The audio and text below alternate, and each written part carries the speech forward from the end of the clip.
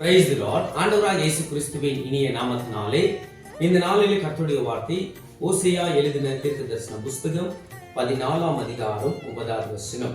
கர்த்தருடைய வழிகளில் செம்மையானவைகள், நீதிமான் அவைகளில் நடப்பார்கள் என்று பைபிள் சொல்கிறது. கர்த்தருடைய வழி செம்மையான வழி. அந்த வழியிலே நம்ம நடக்க வேண்டும். தேவ பிள்ளைகளே, இன்னைக்கு நம்மளுடைய வழி எப்படி இருக்கிறது? எந்த வழியிலே நம்ம போய்கொண்டிருக்கிறோம்? எந்த வழியை தேட வேண்டும் என்று பைபிள் சொல்கிறது. இன்னைக்கு நம்மளுடைய வாழ்க்கையில எதுக்காக வறுமை, எதுக்காக தரித்திரம்? நம்ம கர்த்தருடைய வழியிலே நடக்கவில்லை. கர்த்தருடைய பிள்ளைகளே, தேவ வார்த்தைகளை நம்ம கேட்டுக்கொண்டிருக்கிறோம், வேதத்தையும் வாசித்துக் கொண்டிருக்கிறோம், ஜபமும் பண்ணி கொண்டிருக்கிறோம். ஆனா உண்மையாகவே கர்த்தருடைய வழியிலே நடந்து கொண்டிருக்கிறோமா என்றால் அது ஒரு சந்தேகமா இருக்கிறது.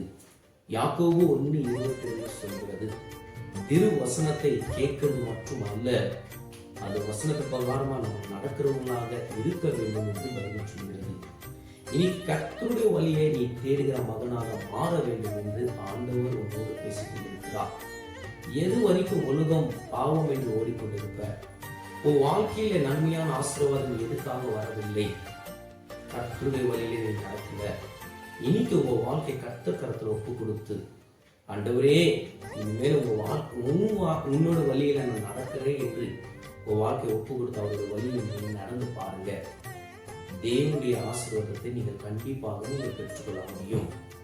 நீங்க தேவனுடைய வழியில நீ நடக்கும் போதுதான் அநேக பிரச்சனைகள் வரும், அநேக சோதனைகள் வரும்.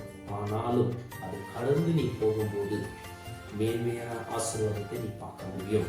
கர்த்தர் இந்த வார்த்தை மூலியமா உன்னோடு பேசினார் என்று நான் விசுவாசிக்கிறேன். கர்த்தர் தாமே உன்னை ஆசீர்வதிப்பாராக. ஆமென், ஆமென், ஆமென்.